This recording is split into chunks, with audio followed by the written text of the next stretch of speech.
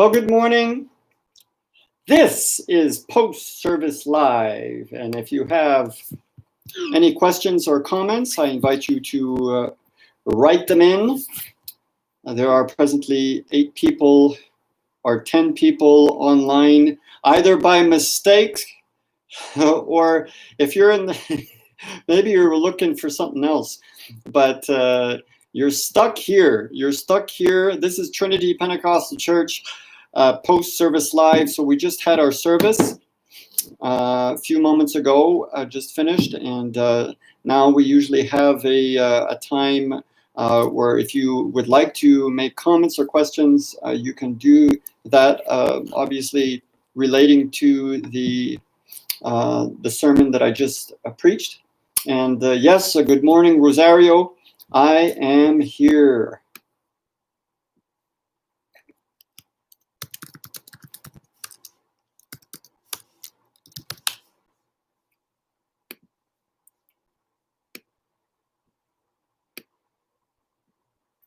So my sermon this morning was about attitude, and I suppose we all would need adjustments once in a while with our attitudes, especially in this time that we're living, where the negativity is incessant, and so an attitude adjustment is almost a daily thing. Okay, so Natalia, I hope I pronounce your name right. I think I pronounce it kind of Ukrainian-like, but Natalia Adamchik asks the question, so elaborate on deliverance versus change. I talked about, well, I didn't talk much about it, okay, so but I mentioned the difference between sanctification versus justification. Justification is what happens when you are saved. It's kind of like the best illustration that I come up with every time I start explaining this is that you have a speeding problem and you keep getting tickets because you're always driving faster than the speed limit, and the police stops you one last time and says, I'm sorry, I'm going to have to take away your license. And so you appear before the judge, and the judge says, well, I'm going to take away your license for a certain number of months, and this is what you owe. First of all, you have to pay all your tickets, and I'm going to give you a fine on top of that. And so that's kind of the position that we find ourselves before God, even at birth, because of the sin of Adam. There is a barrier between us and God that is described very well in the Bible. Well, especially the New Testament. So I refer to, if you would like to study this in depth, to read through the book of Romans, right? But and so somebody, as you're standing in front of the judge, and the judge is making his judgment, someone comes and says, oh, excuse me, a word, I forget how they say that, a word before the desk or whatever, right? And they come forward and they pay the debt. And the judge says, okay, your debt was paid, and so I release you, and here's your license back, and all of that. So this is kind of what Jesus does. It is a kind of a crossing over of the jurisdiction. That's where the word justification comes from, right?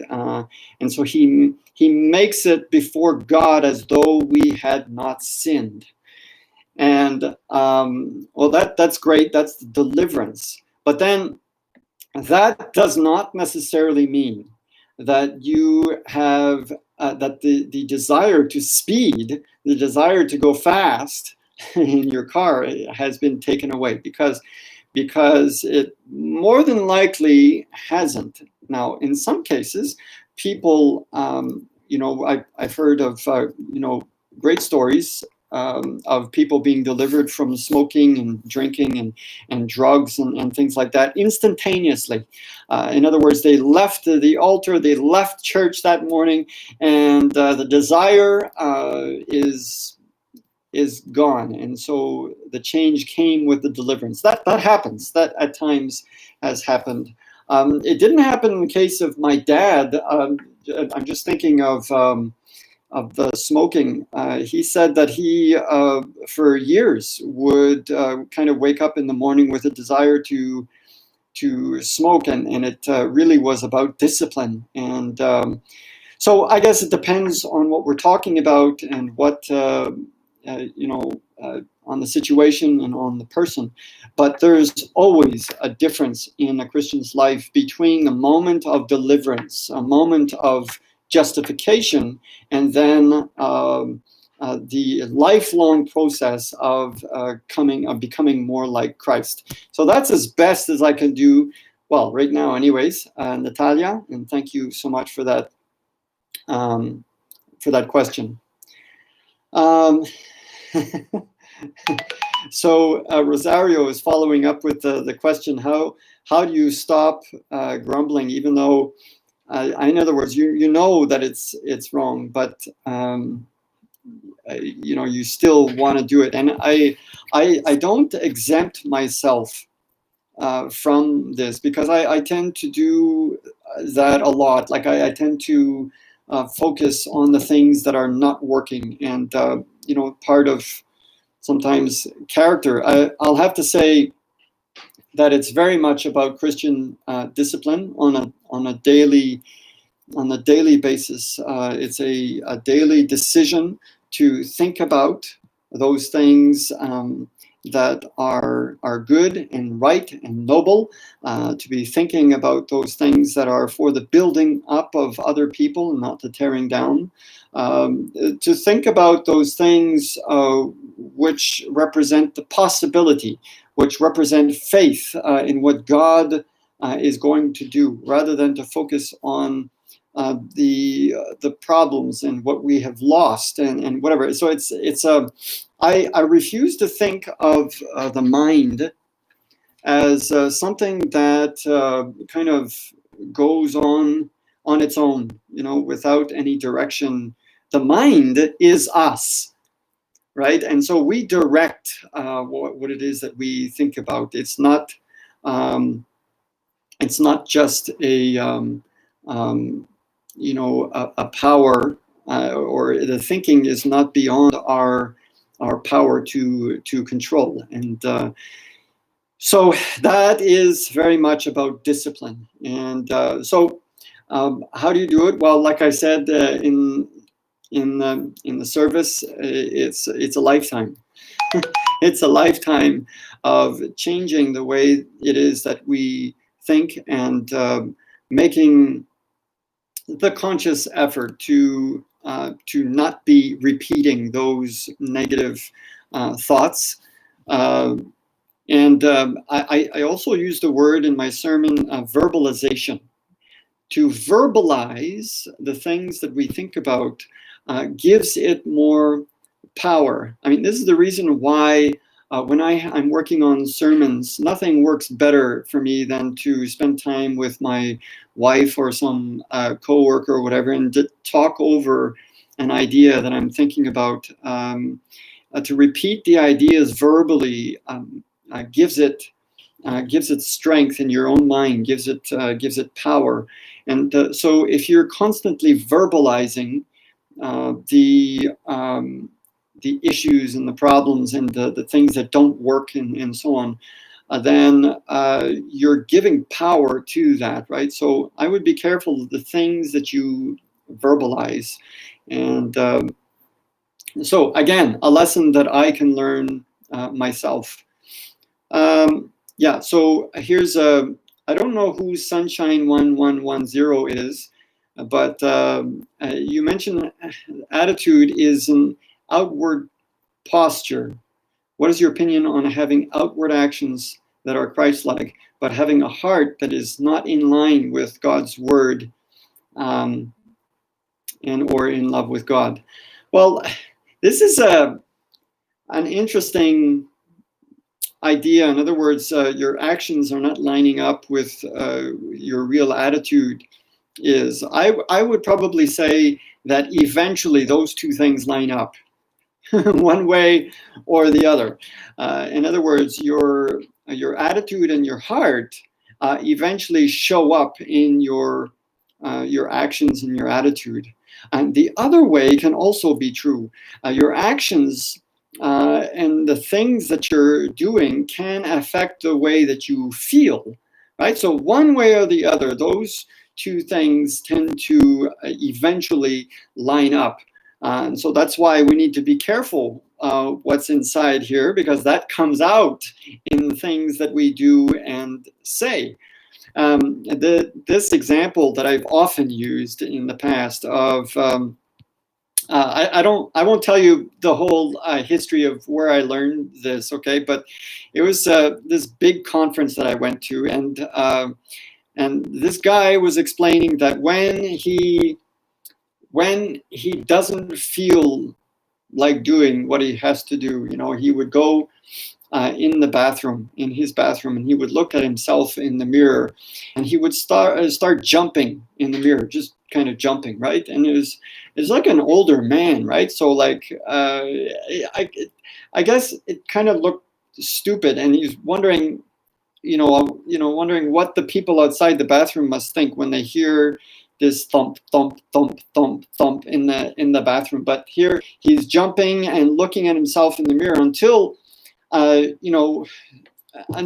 just looking at himself makes him go, okay, this is ridiculous, right? And until it makes him kind of laugh.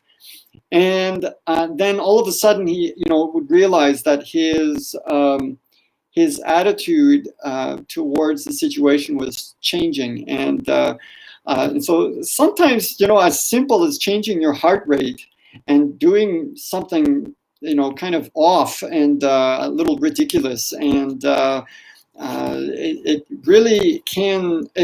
It's as transitory. The way we feel about things is as transitory as as any animal, right? But it's important for us to control ourselves and our thoughts and our attitudes so that it is in line with truth. And so I'm not sure if I covered the question yet. Outward action. So, I mean, the Bible teaches something similar, to clothe ourselves with Christ. In other words, to put Christ on. It's an action of no matter what it is that you feel like inside, you take Christ and you clothe yourself with him. And for the time being, I may not feel like it. I may not have Christ in me for that particular situation, but I will clothe myself, and eventually the attitude of Christ will rub off on me. And so there's a biblical principle in that as well. So I hope that covers it. Yes, sounds like a practical way to go about changing your attitude. Yeah. So many people, I'll say this, so many people have taken the idea that our thoughts and, our emotions are to lead our lives, that we're to be led not only politically and for a career, but religiously as well. We're to be led by our emotions, by the thoughts that come to us, and that is just not true.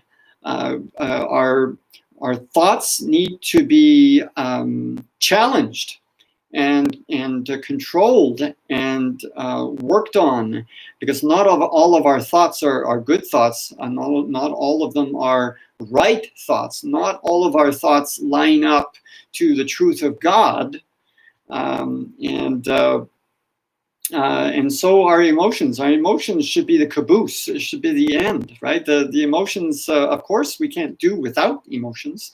We're emotional beings, but they don't. They certainly don't lead our lives. They should not lead our decisions about career and about our relationship with God and so on, right? And so this is the bigger context of all of that. Yes. So thank you, Sunshine. And I hope the sun is shining in your life today. Is there anybody else that has a question? I'm still open to questions, comments.